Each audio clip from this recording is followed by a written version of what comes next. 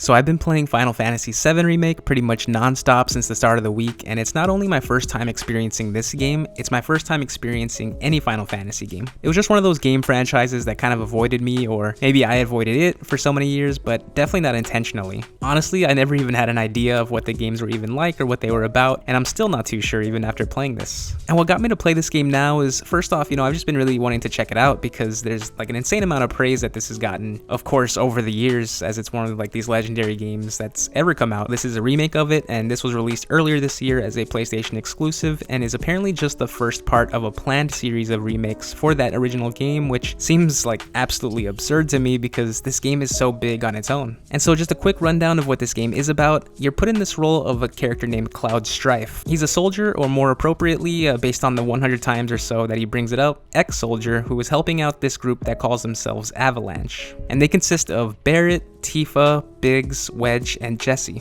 And there's way too much to unpack with the story in this game, especially for someone like me who was just jumping into this for the first time, but the basics of it are that you're in this dystopian place called Midgar, and Avalanche along with Cloud are trying to find a way to take down Shinra, who they believe to be the ones who are the culprits for all the bad things that are happening in Midgar. And that's really just the very tip of the iceberg of this story. I need to clarify that I haven't beat the entire game yet either. I wanted to bring this out today because the Game Awards are tomorrow and this is nominated for Game of the Year, and so I really wanted to play it before the show for no real reason really, but at least it gave me that extra motivation to finally try it out. So that's why I am making sure to put in the title of this that these are my first time thoughts, first impressions, like no real review of the entire game, because I played up until chapter 10, which I think is a good chunk of it, and maybe at least half of the game or so, maybe around there, but there's still so much that I haven't played yet. But even so, this first 10 chapters, there is so much to talk about, and I want to just jump right into it. So the first thing that you do in the game is figuring out this combat system. It gives you this very in-depth tutorial section that highlights all of the things that you can do while in combat, and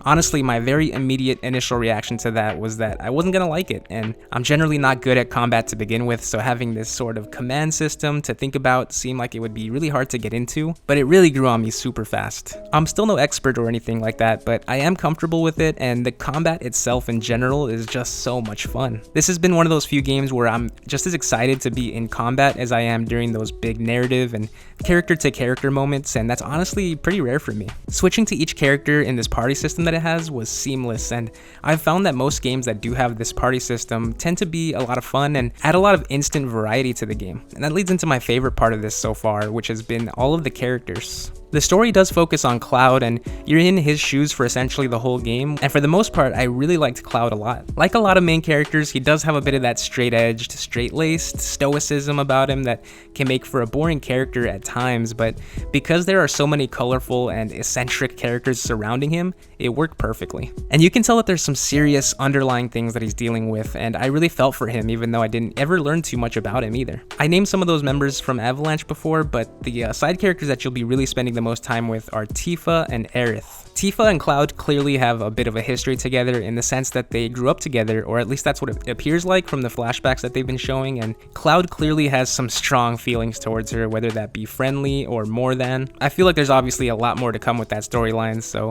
I'm curious to see what happens there. There's quite a bit of story at the beginning of this game too with Jessie, but that seemed a lot less important to the game as a whole. Those are really fun parts of the game though, especially when Biggs and Wedge are around, because they make for just great comedic relief, in particular Wedge. And of course, Barret is quite the character as well, and is actually the real comedic relief here because he's hilarious in pretty much every scene. He's that brute type, but you can tell he's got a huge heart in there somewhere, and even if he tries super hard to hide it, it still comes out every once in a while, and I always enjoyed when he was around. But who I would say is the most important and interesting side character so far would be Aerith. And I've been saying side characters, but they all really do feel as important to this whole story going on as much as Cloud is. And there could be a little bit of recency bias for Aerith here because she's been featured heavily in the last big chunk of the game that I played, but her and Cloud work well together, and she's got some serious mystery surrounding her based on how she was introduced in this game in that opening cutscene, and those weird hooded ghost figures that seem to be kind of following her all the time. Aerith just has a quality about her that every single character in this game also seems to have right now, which is extreme likability. I genuinely do like and care about every single one of them, and I want to find out more about them, and it makes me excited to just keep playing this. And I do really hope that I'm only like around halfway done with it because I just don't want this to end. One last character to mention though is Sephiroth. He's only showed up a handful of times so far, but it's clear that him and Cloud don't have any love lost between one another, and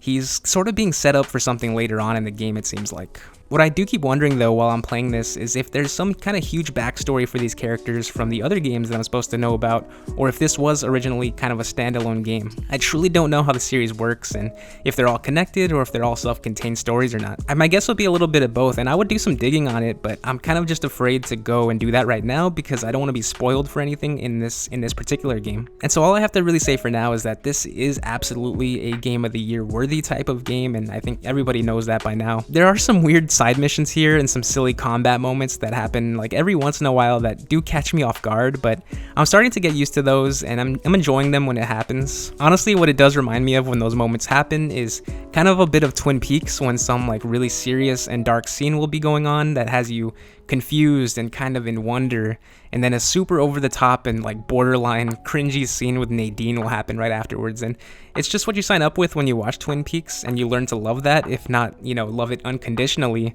and I feel that same way here. It's a game and a world and a story that I think so many people can fall in love with almost instantaneously, and this remake clearly feels like a labor of love to that fan base from over 20 years ago for the original that have been singing the praises of this, and it's a really amazing thing that they were able to do this. And I don't know if this is the recommended game to jump into for this series, but so far, I would say there's no reason why it shouldn't be. And obviously, there's a lot more for me to play here and learn about what's going on, so I'm gonna be doing that, I'm sure, as soon as I wrap this up, and maybe I'll make a follow-up video to talk about everything once I do complete it, which should be pretty soon because there's really still so much that I could talk about even now, but more than anything, I'm just missing being in that world already, and I think that really does say a lot about it. Cyberpunk kind of does come out later today though, so it's gonna be tough not to jump into that one right away, but the last thing I'm going to complain about is having too many games to play. The more games the better, and with the Game Awards coming out tomorrow, it feels like a really great time for gaming, and for the rest of the week I just want to do nothing but play all of these games. And speaking of that, look out for a video on Hades either tomorrow or